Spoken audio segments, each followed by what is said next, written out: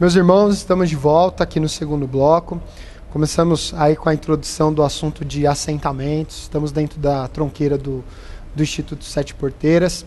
Falei um pouquinho da questão da filosofia, quando você tem a tradição Nagoya-Yorubá, que acredita no assentamento de um espírito, e na tradição Banto, que é uma filosofia onde você assenta um poder.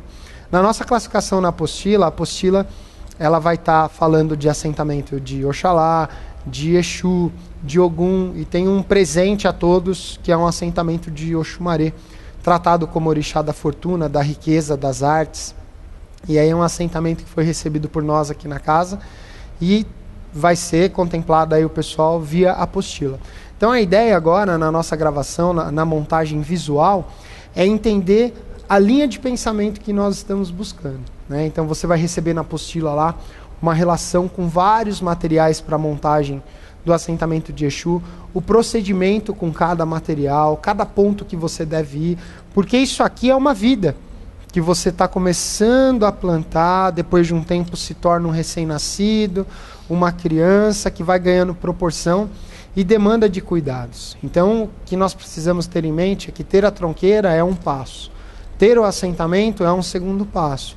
E ele vai lhe exigir tempo, ele vai lhe exigir dinheiro, porque tudo que vai aqui dentro acaba, de certa forma, tendo um custo, e ele vai exigir manutenção. Como toda criança que quer um alimento, que quer atenção, que quer um momento ali, quer estar limpa, quer estar preparada e quer crescer para a vida. O assentamento, o poder, ele vai ter esse comportamento dentro da casa. Então aqui, a gente tem na base um caldeirão de ferro. Esse assentamento ele me acompanha já há mais ou menos 7, 8 anos, né? Então ele está num momento também que já houve uma exigência por parte da estrutura da casa. Ele vai mudar de receptáculo, ele vai sair dessa estrutura e passar para outra. Então eu preciso entender e observar a parte superior. Muitos irmãos se preocupam na questão de eu não vou mostrar, eu não deixo os meus assentamentos expostos, eu não abro a minha tronqueira.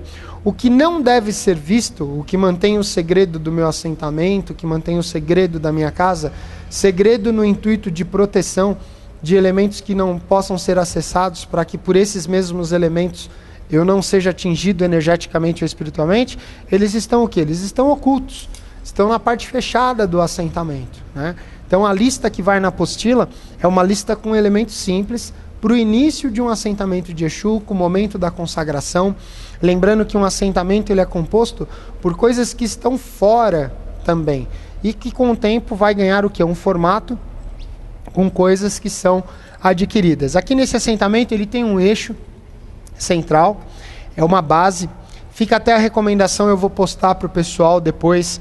Tem algumas fotos que eu vou estar encaminhando também para a plataforma, que são os assentamentos de Palo Mayombe, ou os assentamentos dos paleiros. E a gente vai enxergar sempre essa estrutura, um eixo central, com outros 7 eixos no entorno. Aqui, no caso, eu tenho facões, tenho estruturas de canas, facas internalizadas. Então, há uma linguagem nessa visão de assentamento, que o assentamento ele é como o mito da criação. Ele tem a sua estrutura de eixo do mundo, aonde as coisas vão começar a acontecer, nascer, e o poder vai se manifestar a partir desse eixo. Então, esse assentamento ele tem uma coluna de madeira, ele tem uma haste de cobre, e ele tem elementos fixados na sua superfície. Se nós fôssemos acompanhar mais de perto, eu vou fazer um descritivo para vocês. Eu tenho estruturas aqui dentro que estão no período de troca. Por quê? São espadas de Ogum que foram cortadas e colocadas aqui dentro, folhas de Comigo Ninguém Pode foram colocadas aqui dentro, sementes de pimentas que foram colocadas aqui dentro, dinheiro. Os assentamentos do Instituto sempre vai muito dinheiro, não só pela questão da prosperidade, mas eu preciso de um entendimento para lidar com dinheiro e Exu. Por quê? O Exu, o dinheiro, ele é a forma material que passa pela mão de todos. Então, se eu pego uma moeda de 1, passo na mão de 21 pessoas, ao recolher essa moeda e colocar num assentamento, eu estou colocando esse poder manifestado, essa memória da mão de 21 pessoas. E todo o dinheiro em si, ele é abençoado, porque ele que dá capacidade e condições para que o material seja providenciado. Quando eu comentei com vocês que a gente toma cuidado em relação ao depósito, ao que acontece na conta, né, do assentamento, a gente precisa pensar da seguinte maneira: do que eu acabo privando o meu assentamento principal? Não trabalho com terra de cemitério nele, não trabalho com pó de hospital nele. Por quê? Porque eu preciso perceber que essas coisas a longo prazo, elas vão passar o quê? Por um processo de reversão corporal. Então, nesse assentamento, nessa fixação, eu preciso do quê? Eu preciso perceber que essa estrutura que eu vou colocar aqui são as estruturas que vai responder à minha defesa e ao meu corpo. Aí alguns mais pertinentes podem perguntar, mas e se alguém faz um trabalho com terra de cemitério para você e a terra não está fixada no seu assentamento? Como o seu assentamento vai reagir? Então eu preciso de estruturas aqui dentro, ou outras qualidades de terra, ou outras forças que possam dar combate energético à estrutura de terra de cemitério. Aqui atrás eu tenho uma foice fincada, uma foice que foi consagrada no campo de Exu, no campo de Omulu, que vem fazer o combate dentro do assentamento. Então isso, eu não tenho necessariamente a necessidade de ter a terra. A mesma coisa a estrutura de hospital. Em algumas listas de assentamento, vai pó de hospital, né? A gente tem que pensar, o cemitério acaba sendo até mais benéfico, que é onde tudo para, onde tudo finaliza. Mas no hospital a doença está corrente, né? Aquele estado de tormento, aquele estado precário, ele é corrente o tempo inteiro, as pessoas chegam doentes e muitas vezes as pessoas saem doentes. Então lidar com pó, a terra de cemitério, é extremamente complicada. Precisa ter o quê? Maestria no manejo. Aqui dentro vão outros tipos de pó, vai estar na lista da apostila, como por exemplo pó de ouro, pó de ferro, pó de cobre, pó de banco, né? Aí o pessoal fala, pô, mas onde eu vou arrumar pó de banco? Você, dentro da sua genialidade, vai pegar uma vassoura, uma pá, vai adentrar a agência bancária, vai dar 3 varridinhas na vassoura, vai recolher o pó, sorrindo, feliz e satisfeito, e vai levar para o seu assentamento. Por quê? Do mesmo jeito que o pó de banco, nós temos a questão do pó de feira, que são locais onde o dinheiro está, e Exu também está no local onde o dinheiro está.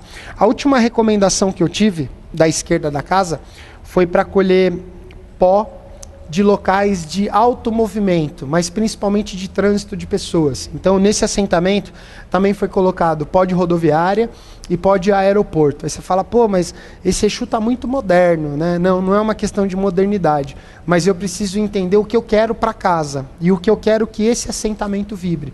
Então, esse assentamento de Exu, ele busca por defesa, por guarda, mas ele presta principalmente por prosperidade, por fartura, por movimento das pessoas, né? É uma maneira de chamar, pelo elo que a esquerda tem, de chamar as pessoas para esse trabalho, né? E uma rodoviária, um aeroporto, são locais onde as pessoas se movimentam para viajar, para descansar, para conhecer outros lugares, mas principalmente para trabalhar também.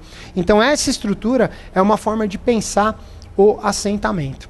Uma coisa bem bacana que está na apostila, e lá eu coloco um texto bem explicado, é a questão do uso do sangue, né? E a gente precisa se estender nesse assunto para deixar uma coisa bem clara. Antes de qualquer comentário, eu respeito toda e qualquer forma de rito, de ritualística, de manejo, mesmo que eu não venha a usá-la, né? Eu tomo muito cuidado quando alguns irmãos falam, olha, o corte não é da Umbanda. O corte não é da Umbanda porque ele começa muito antes da Umbanda, ele começa muito antes do Candomblé.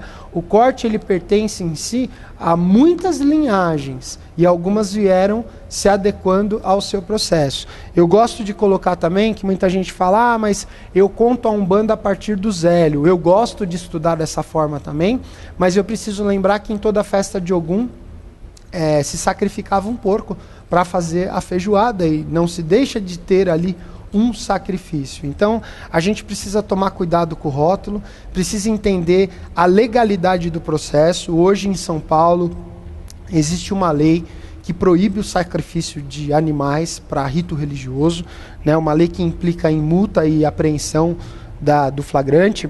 E a gente precisa estar antenado nessas coisas. Aqui no Instituto, eu nunca usei sangue para nenhum assentamento. Malemar, algumas gotas de sangue que caíram aqui foram das minhas mãos, ora pelo manejo, porque tem muita coisa cortante aqui dentro, ora por uma necessidade. Nunca entrou sangue animal em nenhum assentamento do Instituto.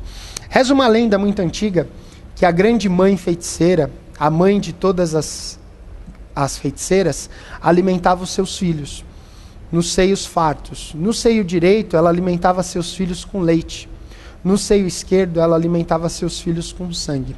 Seus filhos cresceram, se espalharam pelo mundo, criaram tribos, colônias, fizeram lá, dentro do mito, a dominação do mundo. E eles continuaram com esse perfil.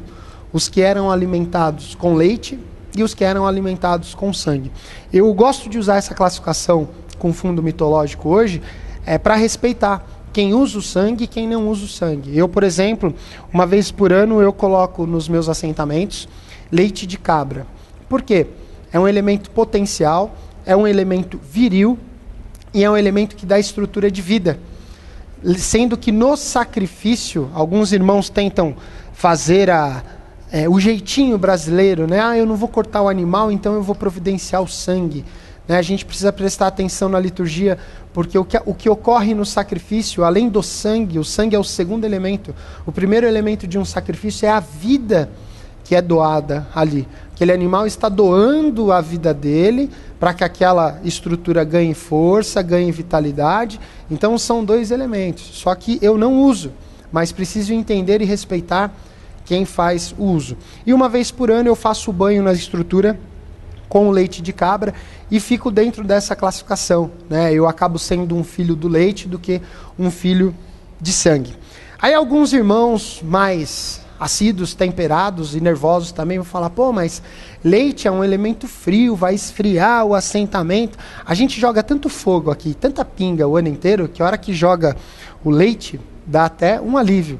E eu gosto de pensar da seguinte forma, se essa é uma estrutura que começou como um recém-nascido e tem vida, se a gente pensa numa criança recém-nascida, eu devo alimentá-la com leite.